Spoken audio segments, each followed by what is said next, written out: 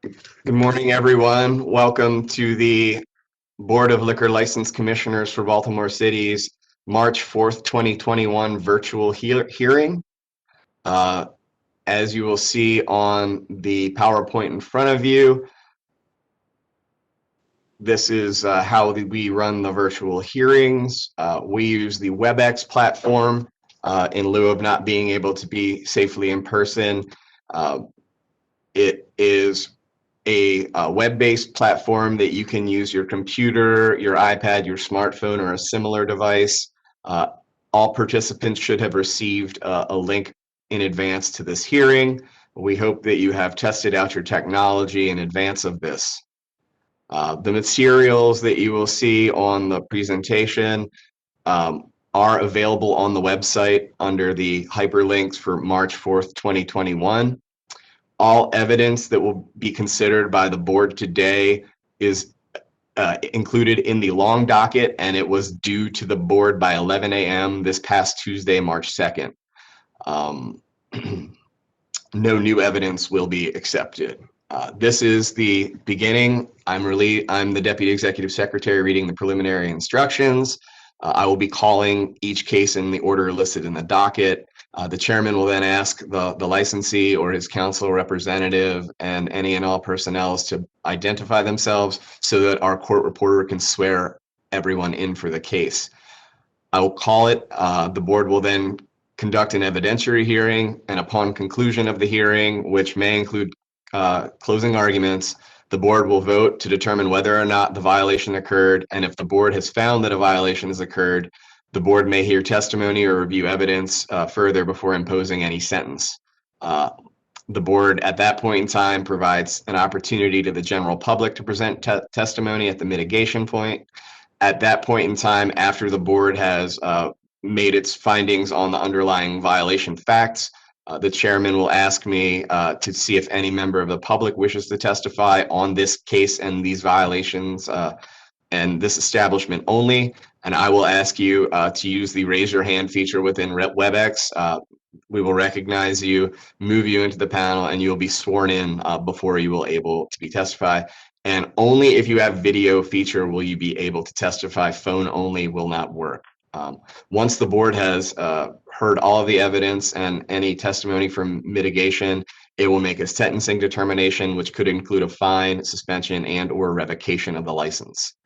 The ground rules are as they normally are. If you are not speaking, please mute yourself to minimize noise so that everyone can be heard. Our court reporter needs you to please clearly identify yourself and state the spelling of your name before you begin to testify for the record. This event is running live on Charm TV, and the court reporter is present and taking the testimony as we go. Individuals who use profanity or are disrespectful may be expelled from the virtual hearing, and all attendees, as I mentioned, have to be sworn in prior to testifying before the board. We hope you have prepared. Please do not be multitasking, as when your case is called, you must be ready and present. And lastly, we ask you to please be patient. We all know that technology is fickle, and we appreciate everyone's calm demeanor during this process. With that said, Mr. Chairman, the short docket is in front of you, and the first case, I believe, is Mr. Previs, if the chairman is ready to move forward. Yes, let's proceed. Give me 1 second. Move Mr. Previs in. First item on today's docket, licensees Kathleen Church and Lorraine Parrish, Baltimore Eagle LLC, trading as the Baltimore Eagle, 2022 North Charles Street, 21218. Licensee is a Class BD7 beer, wine, and liquor license holder, and they are charged with violation of Rule 4.16, illegal conduct, and Rule 3.12, general welfare. I'm sorry, I'm wrong. One charge of Rule 4.16, illegal conduct on November 20th, 2020. My apologies, Mr. Chairman. That's fine. You said Mr. Previs is representing them? Yes, Mr. Chairman. All right, let's bring him in. Good morning, Mr. Chairman, members of the board. Peter Previs on behalf of the licensees. With me today is Ian Paris, the manager on duty that evening, and husband of Lorraine Paris. I always get your mom and your wife mixed up. I'm sorry. Mr. Chairman, I have a preliminary. Chief Chris Amalis has been so kind as to confer with me regarding the potential for body cam footage that may have been pertinent and relevant to issues in this matter. And he was able to locate upon Detective Gatto's body cam certain activity and conversations that may be relevant to this matter. Detective Gatto has been able to find that body cam footage, but has not yet been able to download it in order to be able to give it to Mr. Chris Amalis and then to me. I just found out about it, so I didn't issue a subpoena at this point. And most respectfully, I would request that this matter be rescheduled in order that we may view that and, if necessary, to admit it into evidence. Okay. Unless the commissioners have an objection, I would grant the request to continue it. And when could we set it back in, Mr. Blundy?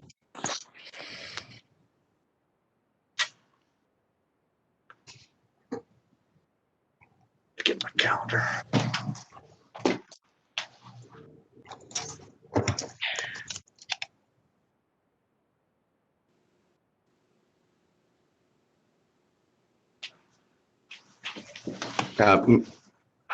It looks as if we have a violations docket on March 18th, Mr. Chairman. Can you get it by that time, Mr. Previs? Agent Chris Amalis, does that sound reasonable? I mean, we can request it. The body-worn camera that you asked if was available, and it is available. I mean, it clearly shows the facts of the report, but I can't guarantee that I can get it from BPD. I can definitely request it, and hopefully it's here by then, but I really don't see the relevance of it. Well, Mr. Chairman, do you want to tentatively calendar that for March 18th? And if it needs to be delayed because we haven't received what the council is asking for, postpone again? Well, let's put it in for the 18th. And we'll see if it turns out that the BPD is not responding. We may have to consider other ways to go forward. Okay. Thank you. Hey, Mr. Chairman, thank you. Council, we will follow up. We will request, Chief Kosmalis will request, and we will put you on the 18th, and we will be in touch. Thank you very much.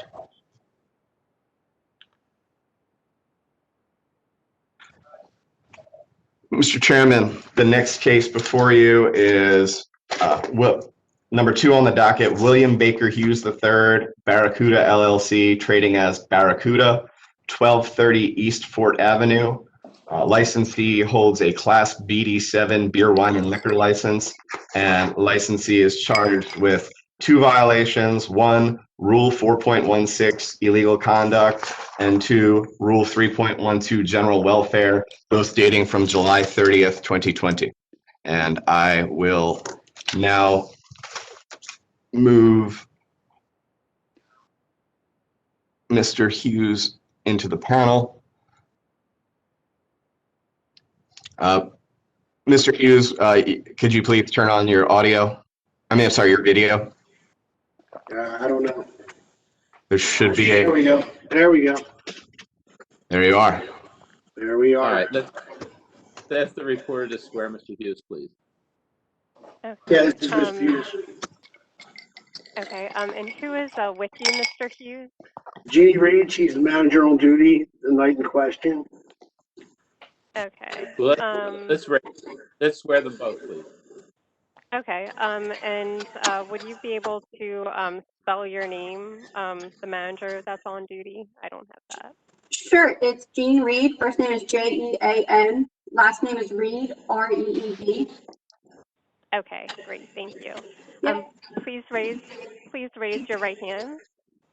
Do you solemnly swear or affirm that the testimony you are about to give shall be the truth, the whole truth, and nothing but the truth, so help you God, or under penalty of perjury? Yes, so help us God, yeah. Thank you. Mr. Hughes, you're charged with violating the mayor's executive order on July 30th. You wish to deny the violation? No, we weren't in violation. There was an extreme thunder lightning storm, and we let people come into the building in the middle. They came in the middle of them while they were eating. We brought them in for safety and to finish paying their tabs.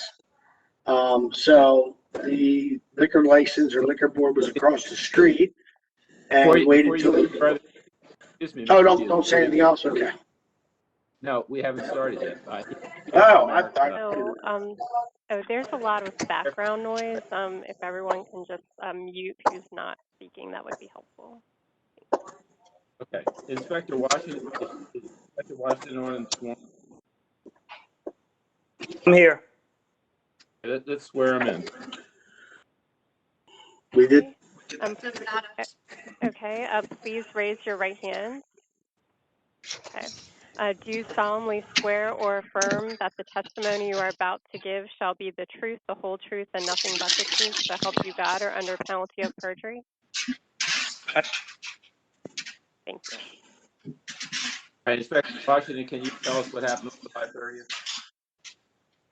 30th? Yes, I'm going to refer to my notes, but I'll also go based off exactly what happened. So approximately at 9:30 p.m., I responded to a 311 call of service at 400 Clement Street. After completing that call, I had to ride back down 4th Avenue, and I noticed patrons inside of the establishment named Barracuda. So once I went in, I saw patrons sitting at the bar with drinks. Actually, it was 5 people. They had drinks and food at the bar. And I asked why were they in there? And the manager basically said, they were escaping the storm. I told him, I said, I understand you can escape the storm, but the storm was over. But even if they was escaping the storm, you can't be inside drinking alcoholic beverages and food based on then Mayor Jack Young's executive order that was issued on July 22nd. Okay, Mr. Hughes, do you have any questions for Inspector Washington? Not that mean anything. I have no questions for Inspector. He saw what he saw. Absolutely saw what he saw. But what he saw was the repercussions of an extreme storm that was outside. Okay, you had people pay for a meal and a drink in an extreme storm. I had to bring them inside. So that's what happened. So, I understand what he saw, and he's not wrong. But I couldn't leave people outside, and I couldn't just let them walk on their meal. So if I understand you correctly, they were outdoor customers, is that right? They were 100% outside customers, 1,000% outside customers. We brought them in because of a life-threatening storm. The storm actually canceled baseball. It rolled up like a storm does that time of year.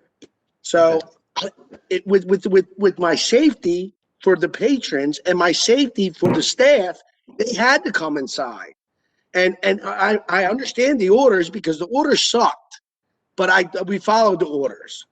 But we brought people inside for a reason. The reason was safety. And that's really all I have to say about it. Okay. And did Ms. Reed need the point that they were still inside eating, okay, what am I supposed to do? Pick the people up, put them outside on wet tables again, and let them finish their meal outside now that the storm's over? I mean, this is really ridiculous.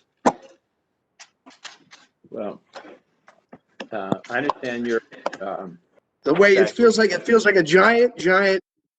It's terrible. It feels terrible. What's going on right now? Well, none of us like it.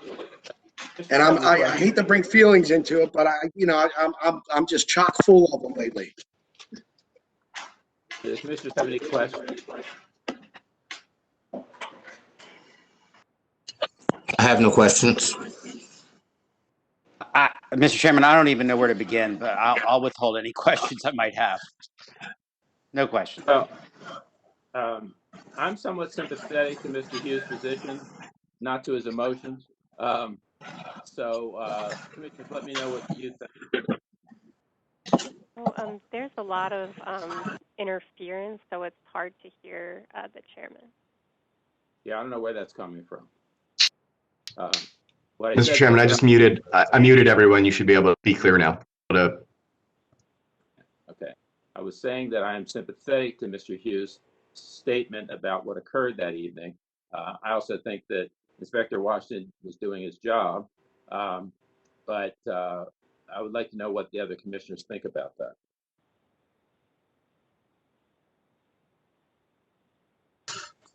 I feel the same, Commissioner Guy. I feel pretty much the same way. I think it was. I think the officer was, as you said, he was doing his job.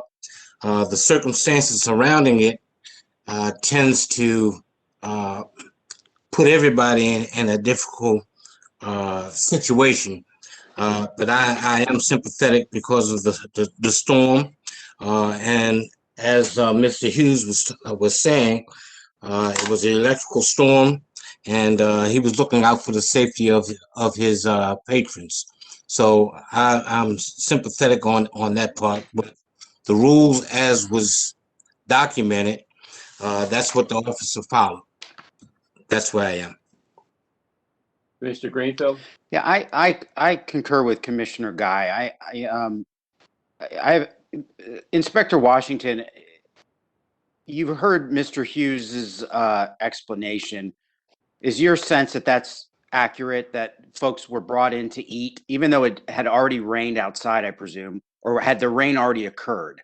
I'm trying to understand the timeline here. If they were actually seated and eating, was the food, was it already wet outside? What were the conditions? I just want to make sure I understand this short little timeline.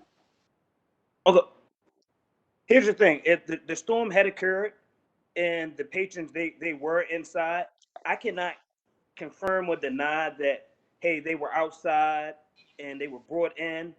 I just can't. But Okay. as you said, I can't confirm or deny if they were outside. But I just saw what I saw. But it's a good chance that they were, but I can't testify that they were outside. Okay. So, Mr. Chairman, I'm aligned with you and Commissioner Guy on this. All right. So, Mr. Hughes, none of us like what's going on in this pandemic, and these executive orders that have been put in place, I know, are difficult for our licensees, but they've been necessary for our public health. So I'm going to give you the benefit of the doubt on this. It sounds like you were trying to do something that made sense under difficult circumstances, so I would dismiss these violations. The commissioners agree? Commissioner Guy, yes, I agree with what was just stated. Yes, Mr. Chairman, I would agree to dismiss both Rule 4.16 on July 30th, 2020, and dismiss Rule 3.12 on July 30th, 2020. Okay, thank you. Ms. Russell, do we have exhibits? Yes, call exhibits for the record. Board Exhibit 1, violation report, Inspector Washington. Board Exhibit 2, BCLB, liquor license complaint, printout dated 7/30/20. And 3, Mayor's executive order dated 7/24/20. Okay, thank you. That concludes this matter. The licensee will receive follow-up communication of the commissioner's decision via mail. Mr. Chairman, are you prepared to move to the next item on the docket? Yes. All right. The third item on the docket is Terry Lee Kaufman, Olga V. Kaufman, and Barbara Manfred, 110 Water Street, Series 274 LLC, trading as Supano's Steakhouse at 110 Water Street. Licensee is a Class B beer, wine, and liquor license holder, and licensee is charged with violation of Rule 4.16 illegal conduct and Rule 3.12 general welfare, dating from August 22nd, 2020. Give me 1 second, Mr. Chairman, and I will move in. Mr. Kaufman, I have moved you into the panel. Do you have counsel, or are you representing yourself? I'm representing myself. Do you hear me? Yes. Is there anyone else that needs to be in for you? No. All right, and the inspector on this is going to be Agent Perez or whom? Inspectors are Clark, Tuttle, Jordan, and Perez. And who's going to take the lead?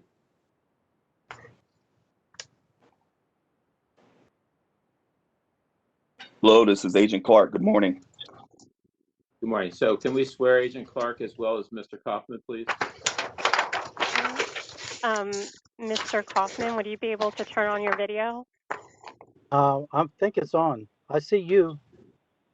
Mr. Kaufman, there may be a button at the bottom that says Start Video.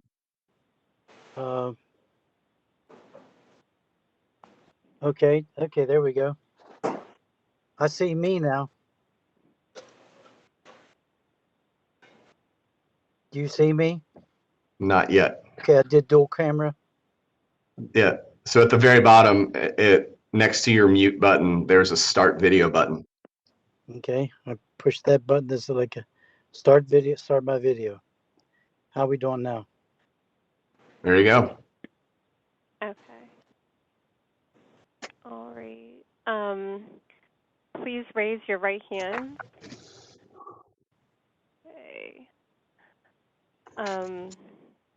Do you solemnly swear or affirm that the testimony you are about to give shall be the truth, the whole truth, and nothing but the truth, so help you God, or under penalty of perjury? I do. I do. Thank you. All right. Thank you. Mr. Kaufman, you're charged with 2 violations on August 22. Do you wish to admit or deny them? Can you explain the accusation or what I'm charged with? Explain it to me in English. Well, you're charged with a violation of our Rule 4.16 for allegedly having tables blocking the sidewalk, not allowing proper social distancing in accordance with the mayor's executive order, and tables, essentially those violations. Okay. The tables on the sidewalk, we were told that we were allowed to expand our beyond our Where you limit. go, you didn't answer my question. Okay, I'm sorry. You're denying the violations or admitting them? I think I have to admit them because they were there. Okay, I'll give you a chance to explain, but I have to hear from the inspector first, okay? Okay. Agent Clark? Yes, sir. At approximately 11 o'clock p.m., Baltimore City Liquor Board, Agent Clark, Inspector Tudhope, Inspector Jordan, Agent Perez, and Baltimore City Liquor Board inspectors responded to the location after receiving a 311 customer service request 2000569920, alleging that the licensee's outdoor tables were blocking the sidewalk and not set up to allow for the proper social distancing as per Mayor Jack Young's executive order issued August 7, 2020.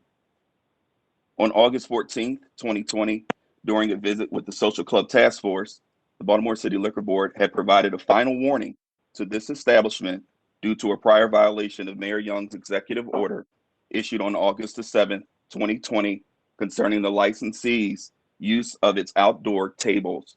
Upon arriving at the location on August 22nd, 2020, Baltimore City Liquor Board inspectors observed the licensee's tables were blocking the sidewalk and not set up to follow the proper social distancing as per Mayor Jack Young's executive order issued August 7, 2020.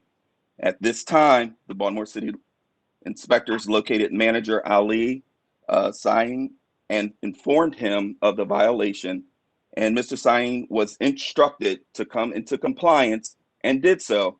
Baltimore City liquor license inspectors staff issued the violation and left the premises at that time.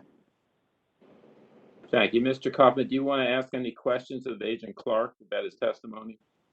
No, I understand it. Everything's clear. All right, now's your opportunity to talk to us and explain.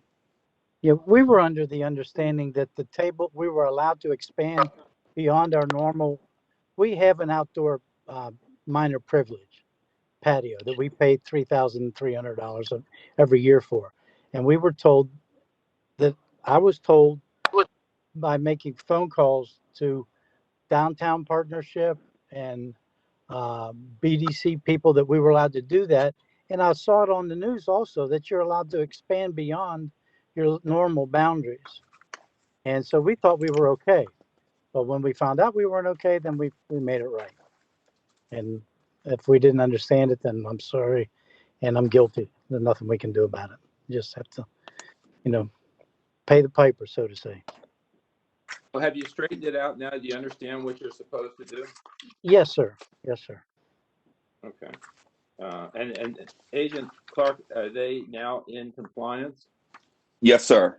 They were in compliance. I also did another inspection afterwards, and their tables were in front of their establishment in that order.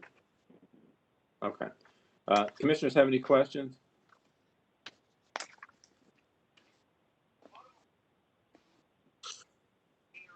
Commissioner Guy, no, I don't have any questions at this.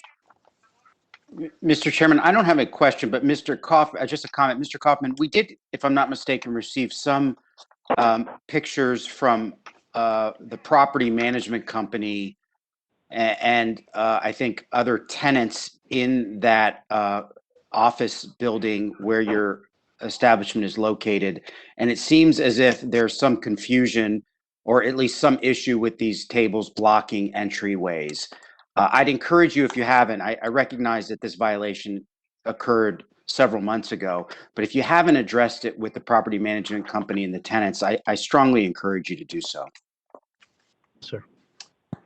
Okay. Well, thank you.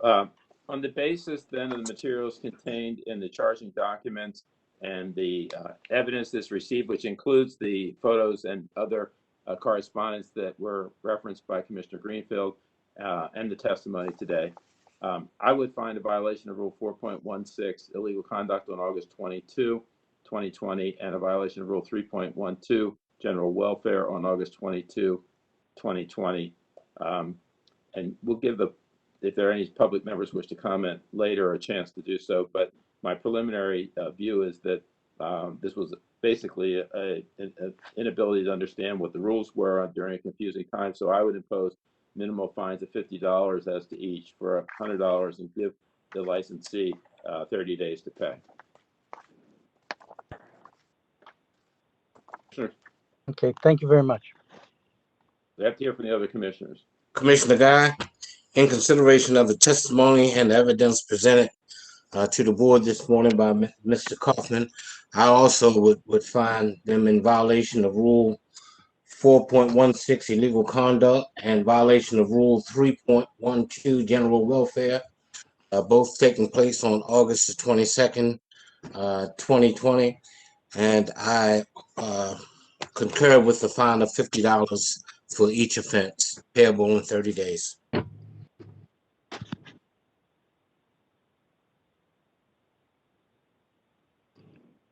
Okay, thank you so much. And I mailed that into the board on First, is he there? I'm here. Can you hear me? yes. Based upon the testimony in the charging document, I too find a violation of Rule 4.16, illegal conduct on August 22nd, 2020, and would concur with the imposition of a $50 fine. I also find a violation of Rule 3.12 on August 22nd, 2020, and concur with the imposition of $50 fine. And again, urge you, Mr. Kaufman, to work with your tenant, the other tenants, and the property management company so this doesn't become an issue again. Sure, absolutely. Mr. Blendy, did we have anybody else who wanted to offer testimony in this matter? If there is any member of the public who wishes to testify on this matter before the board, please use the raise your hand feature on your Webex platform. Mr. Chairman, I do not see anyone who wishes to testify further. Okay, Ms. Russell, we have exhibits. Yes, I'd like to call exhibits to the record. Board Exhibit 1, violation report, Agent Clark. Board Exhibit 2, BCLB liquor license complaint printout dated 8/22/20. 3, Mayor's executive order dated 8/7/20. 4, email dated 3/2/21. And 5, 3 photos. Thank you. Mr. Kaufman, that concludes this. Thank you. Okay. That concludes this matter before the board. A licensee will receive follow-up communication of the commissioner's decision via mail. Mr. Chairman, are you prepared to move forward to the next item?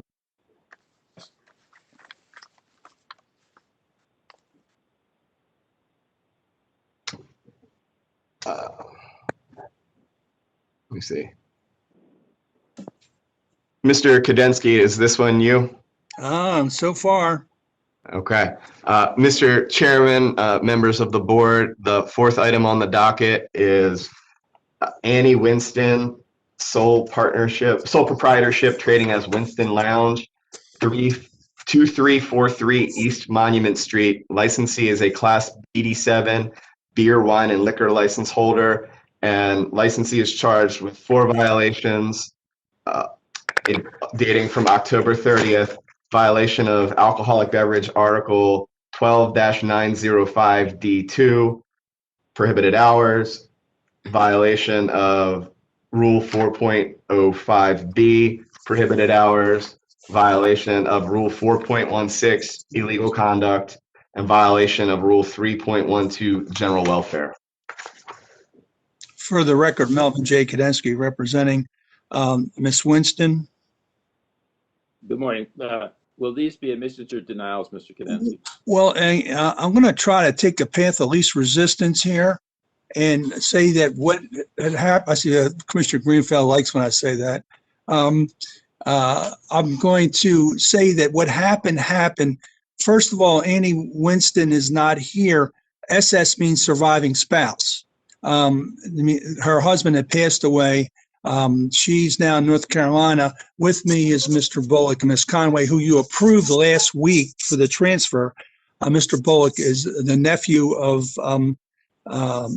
Ms. Winston. And our argument is basically, I think Mr. Previous, esteemed counsel, has said that that's the rule. House bill violates the one matter rule. I'll just indicate that I agree with him on that. I'm not going to argue it. It's before the court, and the court's going to decide it. Miss Winston is in North Carolina. She's not going to operate this place. Going to be conveyed over to the 2 people next to me. And I visited all. I look at it as all one violation because it's all one instance. I'll let the board make their decisions based on the one matter rule. And I don't know whether you're holding that in abeyance or not, but I know we have to get the transfer done. Oh, the issue that's before the court, Mr. Kadensky, is whether the violations under the alcoholic beverages article and the ones under the executive order can be heard at the same time. I think so, but Mr. Previous has got about 8 or 10 participants, and I'd rather him do that than me because he's much younger than I am.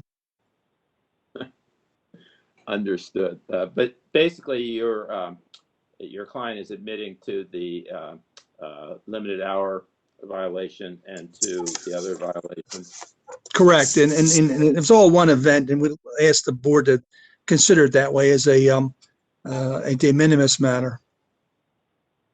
Okay, and when was we approved this transfer recently? Last week. Okay, and when will the new licensees be operating this establishment? Well, first of all, this has to be dispensed with, and then 2, they have to get their inspections done, which they're in the process of doing. I would say within 4 to 6 weeks.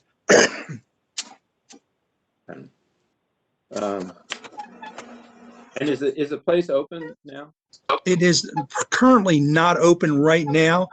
They're in there doing some cosmetic work, painting and cleaning the place up. But they intend to have Miss Winston sign the renewal, complete the transfer, and go forward. Okay. Commissioners have any questions? Commissioner Guy, no, I have no questions. No questions. Mr. Kadensky, it's what I propose to do on the basis of the charging documents and your representation of the admissions. And I'm going to sidestep the legal ruling and leave it to the court. I would find violations of Alcoholic Beverage Article 12-905D2 on October 3rd of our Rule 405.B, prohibited hours on October 30, 2020, of our Rule 4.16 illegal conduct on October 30, 2020, and of our Rule 3.12 general welfare on October 30, 2020. In view of the fact that this licensee no longer is going to be operating the establishment, it's closed for the time being and going into new hands, I would impose minimal fines of $25 as to each for a $100 fine. payable within 30 days. Commissioner? Commissioner Guy, in consideration of the testimony and the proffer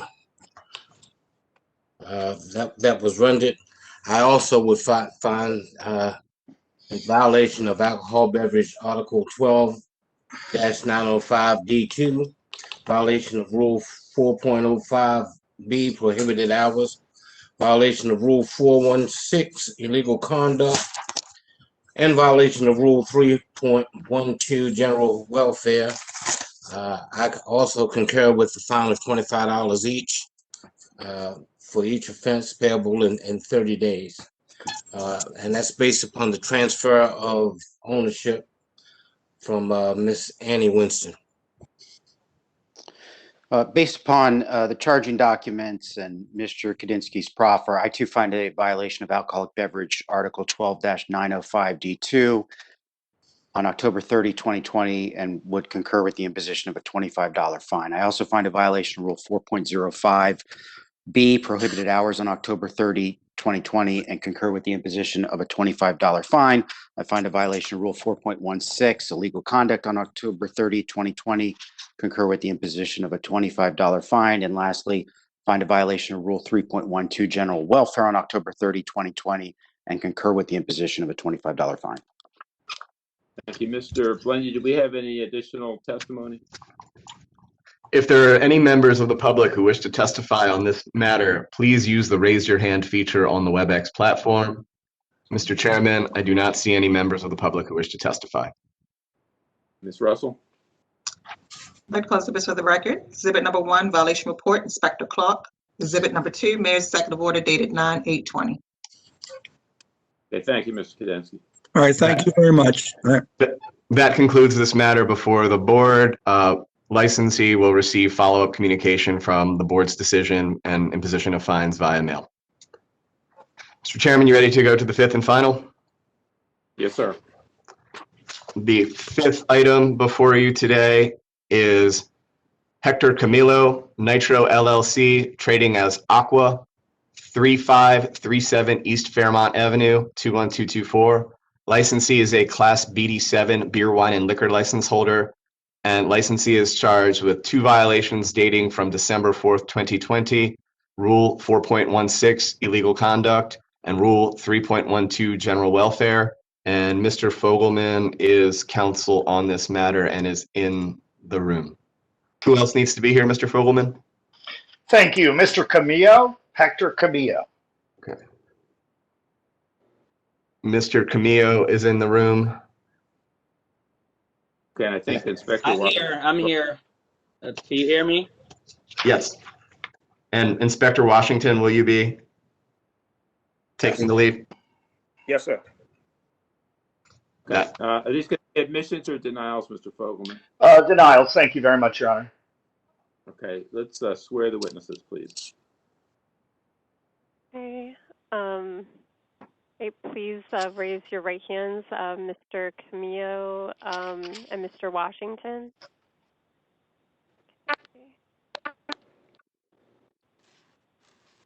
Great, thank you. Do you solemnly swear or affirm that the testimony you are about to give shall be the truth, the whole truth, and nothing but the truth, so help you God, or under penalty of perjury? I do. Thank you. And Mr. Camillo? I do. Thank you. Thank you. Inspector Washington, you want to tell us what happened on December 4th? Yes, I'll start by referring to my notes. On December 4th, 2020, approximately 9:35 p.m., I was with the Social Club Task Force, which includes Fire Department, Housing, and the Health Department, to conduct inspections. Upon my arrival, outside there were 2 large white tents erected, and patrons were outside consuming alcoholic beverages. I remember this specifically because it was a rainy evening. Once inside, I got in and I observed 20 individuals sitting at tables, which were stand-up tables and at the bar. And after that, we went, excuse me, I'll refer to my notes. conducted the manager, which was Mr. Camillo, and acquired whether he had permits for outside table service. He could not produce any permits for the outside table service and or the food service. And based on Mayor Young's executive order that was issued on November the 12th, he was over his 25% seating capacity. At that time, a violation was issued, and after the violation was issued, the health department and the police department decided they would close the establishment for the evening. Mr. Fogelman, do you have questions for the inspector? I do. Thank you very much. Inspector Washington, did you inquire of any of the people in the establishment? They were. No, I did not conduct any type of investigations. I only count. I did not talk to any patrons. Okay. Is there any reason why you all don't talk to? I mean, and you say patrons, but how do you know who is a patron and who is a customer, Inspector? At that time, I do not. I just count total capacity of number of people inside. All right. And you, in fact, said seating capacity in your report, did you not? You just said the words. You just said the word seating capacity as you testified in your report, right? Yes, I read the executive order. Correct. No, but you testified that you determined they were over their seating capacity. Did you not just say that? You're correct. Okay. I read from the report, seating capacity. You're correct. Right. Okay. Now, the governor's order or the mayor's order deals with maximum occupancy. Isn't that right? Not seating capacity? That's out of my realm of expertise. So I cannot testify on yay or nay on the exact specifics of the executive order. I cannot testify to that. Okay. Let me ask you a question. Did you go in the kitchen and count who was in there? I did not. Okay. Now, did you ever have any complaints, or to the best of your knowledge, did the agency receive any complaints about this establishment being over capacity? To the best of my knowledge, I did not. I cannot speak on the agency. Sure. I can only speak on myself. So that's my knowledge. I, Inspector Washington, did not get any personal complaints about it. Right. All right. Thank you. And next, did you or anyone, to the best of your knowledge, issue any prior verbal warnings to the licensee during COVID-19? Can you repeat your question, sir? Sure. Did you, or to the best of your knowledge, anyone else from the agency, issue any verbal warnings prior to this violation regarding COVID-19 protocol violations? I can only speak on Inspector Washington. For as far as myself, Inspector Washington, I did not. I cannot speak on behalf of the Baltimore Liquor Board. Okay, now I'm only going to ask you to speak on behalf of yourself for this one. And you've gone all over the city for 11 months now, working with licensees regarding these many executive orders, right? Can you repeat your question? Sure. You've been all over the city inspecting and speaking with licensees for the last 11 months about all these different executive orders. Isn't that right? As a part of your job. That's correct. Okay. And would you agree with me that a lot of licensees have expressed confusion with the many orders issued since March? I cannot agree with you because I cannot speak on licensees. But I'm asking you, have a licensee said to you, one or more, what am I supposed to do? What does this mean? I don't recall. Okay. Now, have any licensees asked you what does 25% mean? Does that include employees? Does that not include employees? No one has ever asked me that. No one's ever asked you that. Okay. Now, Inspector, when you go out, before you go out with the Social Club Task Force, do inspectors pull a file on the establishments? I've never pulled a file on the establishment. I can't speak on. Okay. All right. Have you ever looked it up on the computer? You know, what permits they have, whether they have live entertainment, whether they have outdoor seating before you go out? That's the same answer to the question you asked me before. I have not. Okay. So I'm just, one would be the old hard file that I haven't been able to get my hands on 11 months. The other would be the system, the internal system that you have at the agency. But you haven't accessed either of those things prior to embarking on a social club task force visit, right? It's going to be the same answer. I have not. Okay. Okay. And then it turns out, Inspector, or let me ask you this, Inspector, are you aware, in fact, that the licensee in this matter did have prior approval from Executive Secretary Douglas Page to have outdoor tables? I'm not aware. So you still don't know if he's legal or not? I say I'm not aware. Okay, so you don't know if he has it or doesn't have it, right? I'm not aware, sir. Okay. Inspector, did you look at the evidentiary exhibits that were put into this hearing by the licensee? I have not. Okay. All right. Thank you very much, Inspector. I have no further questions. Thank you. Do Have you a want nice to day. put on Mr. Fogelman? Yes, I want to put on Mr. Camillo, and I want to run through our exhibits. I don't want to belabor this hearing, Your Honor, but I do want to make some points here. Let's have this. Okay, can I go ahead and run through the exhibits with my client real quick? Thank you. All right, Mr. Camillo? Good morning.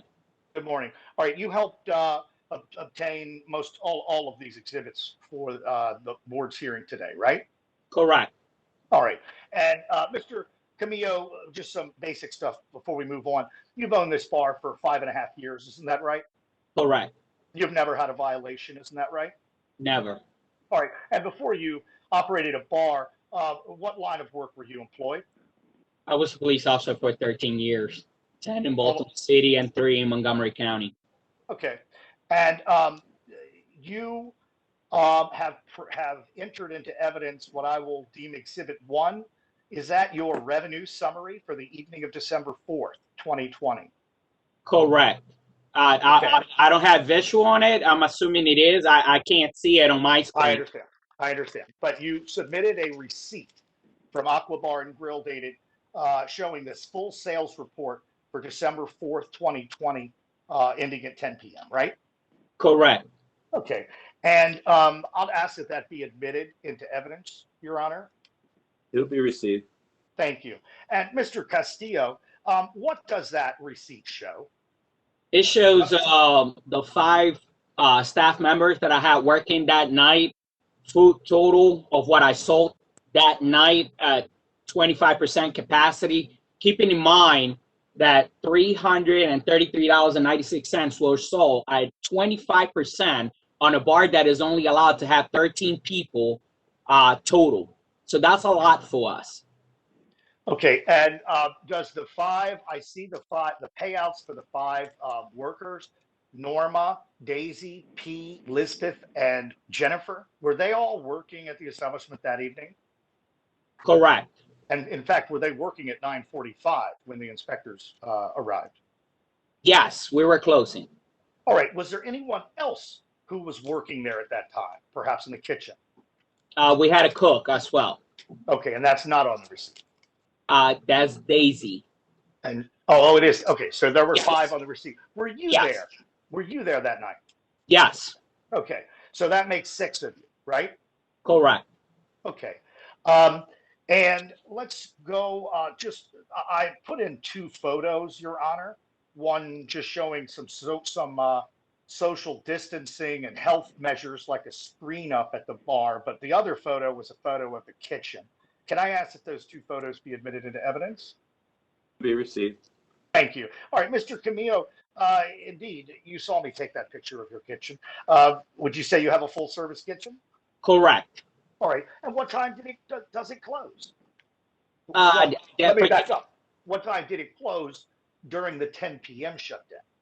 Oh, we were closed already around 9:40-ish. That's we need to at least have 20 to 30 minutes to clean up. Just as they were getting in, we were already cleaning up and picking up everything because we only had 20 to 15 minutes to get everybody out. All right. And let me, Your Honor, move for the admission of the menu, Exhibit 3, I'll call it. Be received. Thank you. And Mr. Castillo, this is your menu. Yes? Yes. And you serve everything from entrees to appetizers to steak to and soups? Correct. We have a full kitchen. We have full menu. We have a high risk kitchen. All right, thank you. And let me, if I may, Your Honor, ask that the 5 documents showing outdoor seating privileges be admitted as Exhibit 4. Be received. Okay, thank you. And Mr. Castillo, you have temporary outdoor seating privileges, right? Correct. And in fact, you applied for them and went through housing, got your fire inspection, got your health inspection, got your temporary permit, and then in fact got a letter from Executive Secretary Douglas Page on June 17th of 2020 permitting said activity. Isn't that right? Correct. All right, thank you very much. Now, before we go to the final exhibit, the video, tell me, what was your understanding of the, let me back up. Has the number of orders and the changes in the orders been confusing to you as a licensee, Mr. Camillo? Well, I read them a lot. Every so often I get a little confused, but I read them all and I was very aware of what was going on. I help, in fact, multiple Latin businesses out here to get those permits on or about June. As soon as I got mine, I got at least 4 others because they couldn't understand the language or understand. So I've been helping them out. So Sure. I'm very aware of what was going on. So what was your understanding as to what you were supposed to and not supposed to do on December 4th, 2020? Well, I had to have 25%. And at that point, I knew that I had my staff was never counted because obviously I called in the health department, I called in the fire department, I called everybody, and I asked that particular question. Are you guys going to count the staff or not? Nobody was able to provide me a answer to that. For that matter, I took it as it was 50% of capacity for the actual patrons that walk in my establishment. Because if I'm not mistaken, that is only catered to customers, paying customers. I don't think that they were going to count my staff member. And even counting my staff member that day, the video shows no more than 13, 14 people. So I don't know if they count themselves throughout the night or what's going on. So that would explain a lot once we're able to play that video. It's pretty much a shot of the entire bar from back to front. Did you have to turn people away from coming into the establishment that night? Correct. All night. All right, so you thought you were in the clear, right? You thought you were doing everything right. Correct. Okay.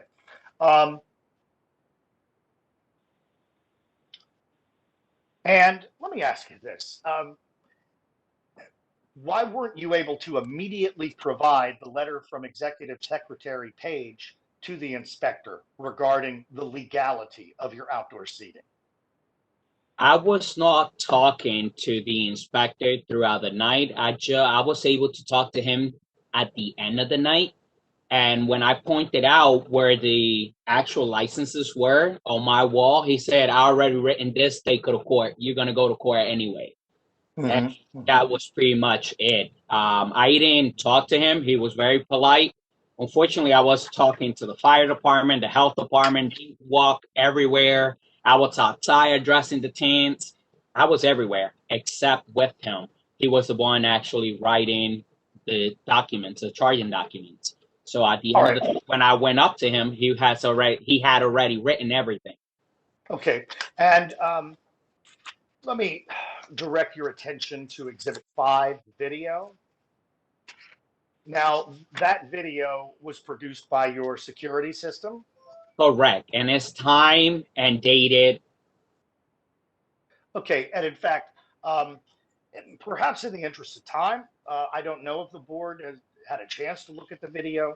I would like it's received? We've seen it. Okay, you've seen it. Great. Then in order to expedite the hearing here, Mr. Camillo, they've seen the video. Were you able in looking at that video to point out your employees pretty easily on the camera? Yes, yes. And you say that would leave how many, 12 or 13 people who were not employed there? Correct. I mean, we were all together. I'm able to count 14 people in there, and that's not counting my staff. Right, I understand. Not counting my staff. If you pause the video, as soon as the first officer comes in, just pause it and count it. Is very self-explanatory. And statement of charges says, as soon as I walked in, I observed 20 people.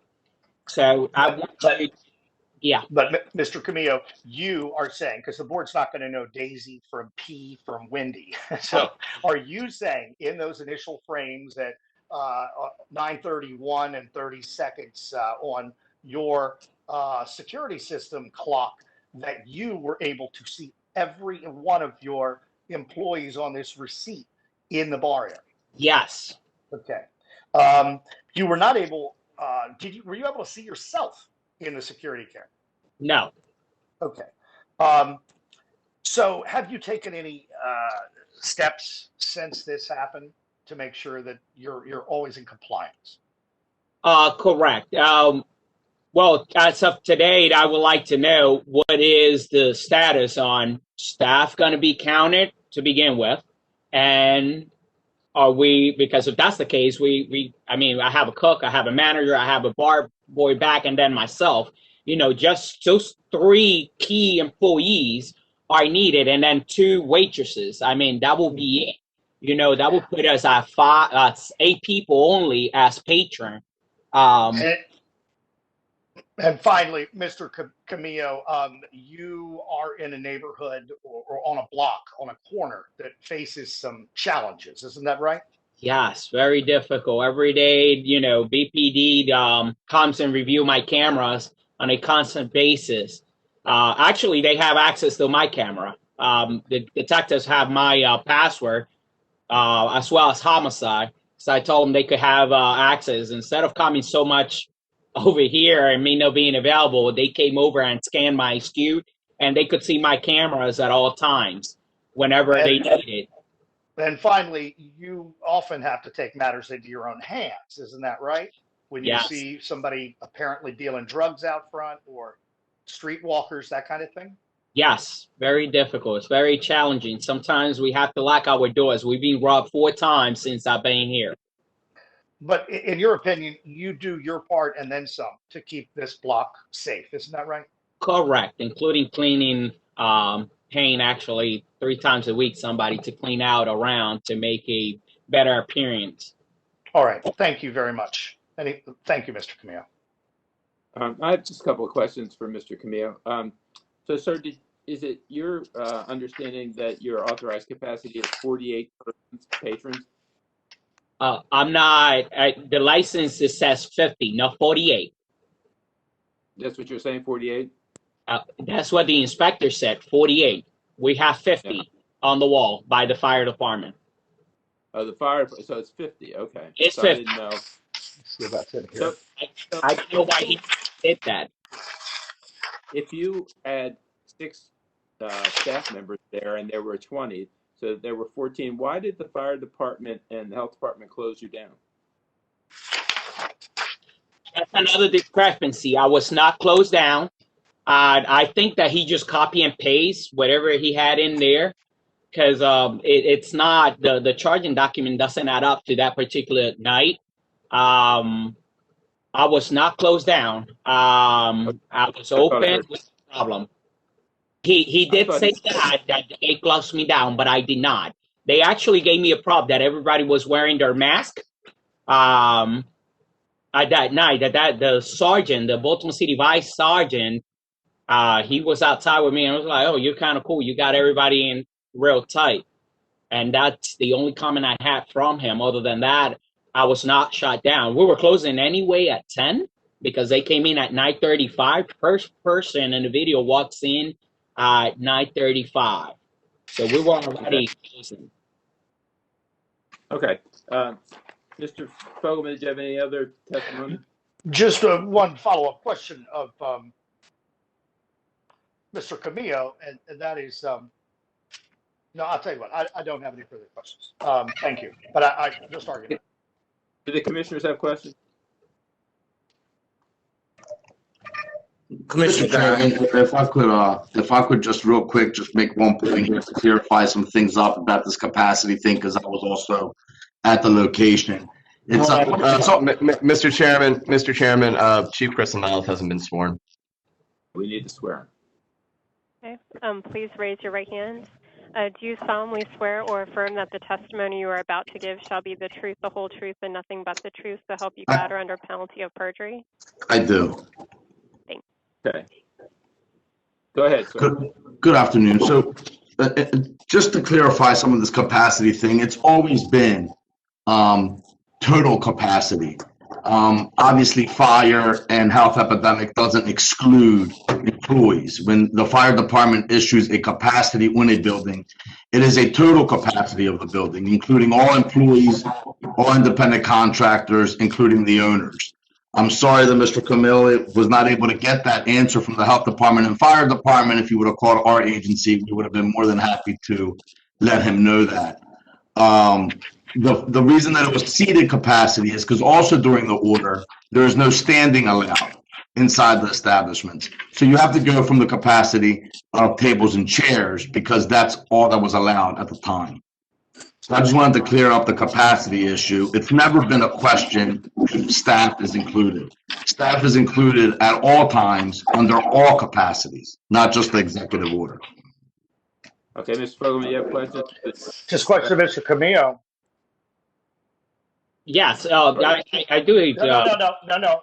My question, Mr. Camillo. No, I just wanted to verify. I just want to finish here. So, is it your testimony that all your customers were eating on the night of December 4th, 2020? All of my customers were eating, and they had just finished eating. I had to kick them out. We were leaving. It was 20 minutes. Correct. Okay, that's all I had. We'll leave it at that. Thank you, Mr. Camillo. You're welcome. Okay, did the commissioners have any questions?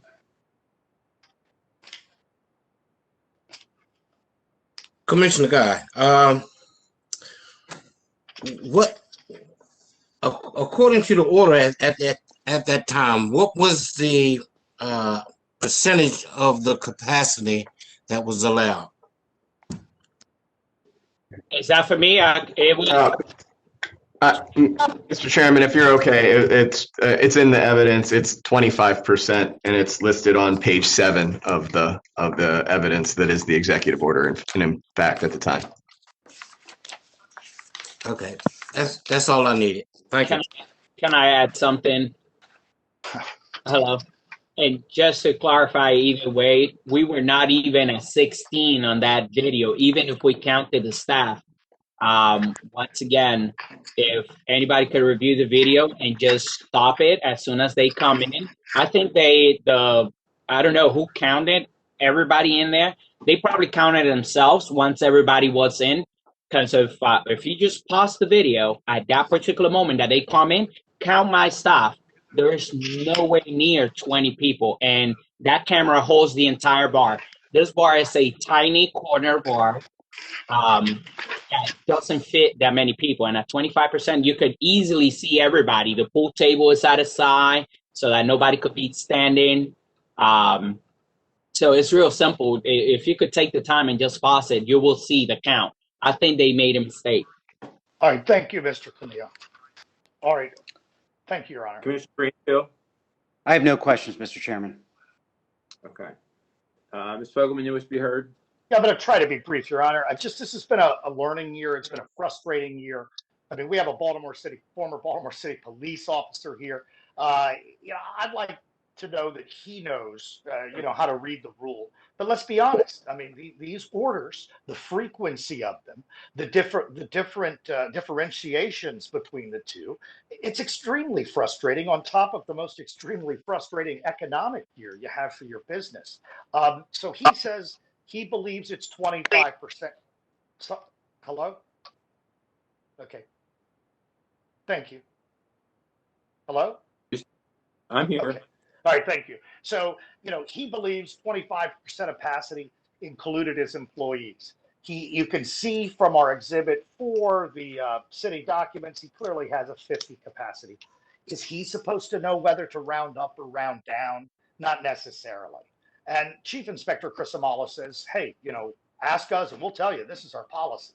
But I'm looking at, gone through many of these BLLC guidances that have been issued throughout the pandemic. And the one that was issued on November 20th, just 8 days after Mayor Young's order, it doesn't explain that you're exclusive of staff. It just doesn't answer that question. And I don't remember any of the others answering that question.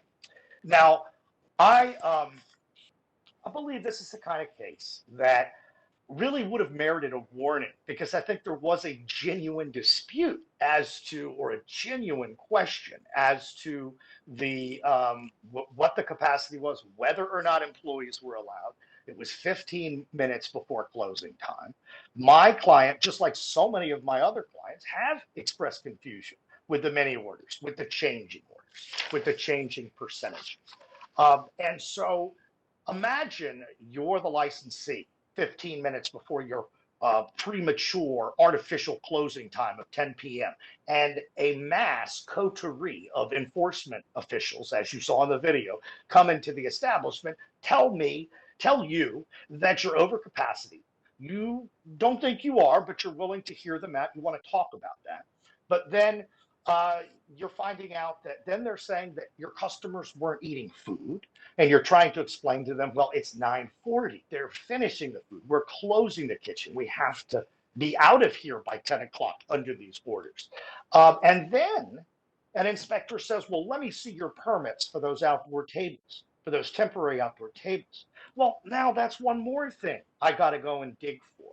And that's why this one's so weird. When the inspectors come in and ask for your temporary outdoor table permit, well, normally they want to see your use and occupancy permit. But in this case, there's a letter generated by Executive Secretary Douglas Page that, quite frankly, the Inspections Division should take notice of and already know exists before they even enter the establishment. A little bit of research before you go out there will quite frankly, it'll shorten the time of the interview with the licensee. You'll already know the facts. You won't have to ask the licensee to prove things that the agency has already bestowed upon him. So that adds to the confusion. Now, you've got a guy, like I say, trying to work with him, a former police officer, somebody who's done a great job running his bar on a challenging corner. And I appreciate that this board has given some breaks to some folks over the last year and listened to people. And I simply wish that the Inspections Division would do the same and issue warnings. And then if the place is still in compliance, non-compliance, then you violate them. But seems like a very trivial matter to violate somebody who clearly was trying to do his best. And I thank you. And I have one last thing to say, Your Honor, and that is, even if the board finds illegal conduct under 4.16 by this confusion or a technicality, that in my opinion, it does not rise to illegal conduct and violating and disturbing the general welfare under 3.12, given this fact scenario. I thank you. Okay, thank you. All right, then on the basis then of the materials contained in the charging documents, the testimony received, the arguments from counsel, and all the exhibits which have been introduced in evidence, I'll say this: there's confusion. There's in many of these COVID-related executive order cases, there's confusion. This one, if there was a violation, it looks like it was a very close one to the line, and there was again confusion about what was authorized and what wasn't at the time. The permit issue also was a matter of confusion. They had it, but it wasn't presented properly when requested. From my perspective, primarily because this licensee has had this license since 2015 without a single violation, I'd be willing to dismiss these. So I'd like to hear from my fellow commissioners.